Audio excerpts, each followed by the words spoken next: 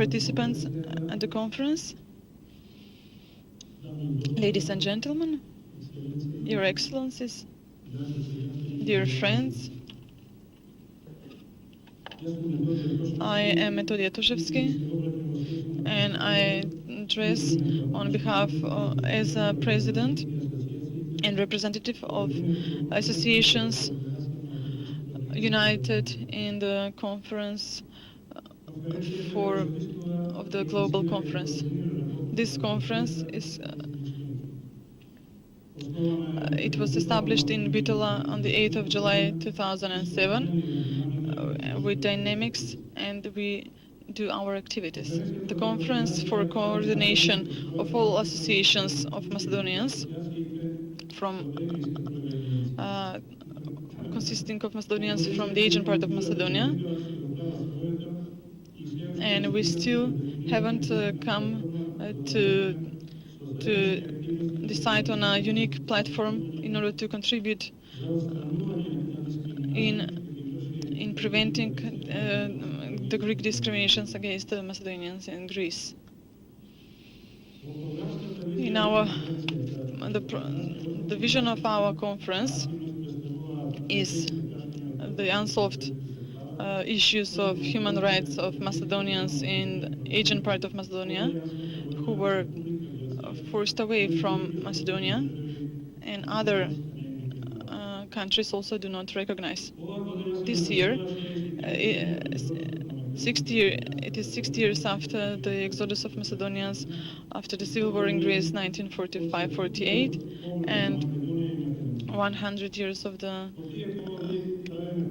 and so we organize many events and publish many photographs with humanistic messages in order to remind the world and those who, with their policies in the past and may be support today, that we Macedonians from the Aegean part of Macedonia, Macedonians from the Republic of Macedonia, and Macedonians from the diaspora and around the whole world, this time also announce that we are here in Macedonia, in the Republic of Macedonia, in Aegean Macedonia, in Greece, and in the neighboring countries and everywhere, and that no one, never, will have the right to extinct us and wipe us out from their map. Republic of Greece presents us in the world as non-existing people and as a threat to their security and stability. What irony! It is not by coincidence, because the hungry one always asks for more bread. There are countries who do not know our tragedy and who are ignorant to our calls for protection of our human rights, our need for solving the discriminatory issues we deal with. There are countries in Europe who unfortunately are the source of our tragedy, which know our history because they were their moderators in the past, and which today silently support the new Macedonian Golgotha. They have created the problem and persistently direct us to make compromise, to give up. If I may remind us of the biggest mistake which was made to Macedonia by the big forces, which we must not allow to be repeated. Before the separation of Macedonia, and in the definition of the terms of the separation of Macedonia, and in the regulation of the open issues based on international law, the big forces allowed not by agreement, but the countries which occupied Macedonia to determine the status of the Macedonians living in those new countries by the principle of compromise. And what happened? That compromise destroyed the hope of Macedonians and other peoples left to live there in Macedonia, Bulgaria, and Albania, to enjoy their rights as minorities. The same principle today of compromise. We need to work wisely, not to repeat this mistake. And the naivety of the civil war in Greece, looking at the ideology of the Greek Communist Party, that together fighting Macedonians with the Greek communists, Macedonians will win their national freedom and rights. And what did actually Macedonians get from that civil war? In the wars for other people's interests, we gave 120,000 victims, 20,000 in the civil war. 500 Macedonians are displaced around the neighboring countries and the world. As a consequence of that civil war, 80,000. 28,000 children, among which 24,000 Macedonian children were displaced through the countries of Europe. Does Europe remember this? What calls do we need to make in order to make Europe remember? The same principle should be, everybody should be treated in the same way, because that is the only way to see Europe as a democratic union. So from today, I call upon all the forces of Europe, listen to us.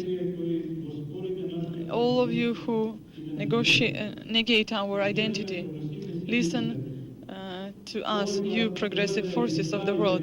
Today you have to fix the mistake of the past. If there is no Macedonians, then why before the Balkan Wars, Macedonian neighbors, Serbia and Greece, Bulgaria and Greece, signed secret agreement treaties for separation of Macedonia. What did they separate then? Many peoples and territories in their history were not constituted as a state, and they were under occupation or alliance of another country. But the peoples were there, they existed.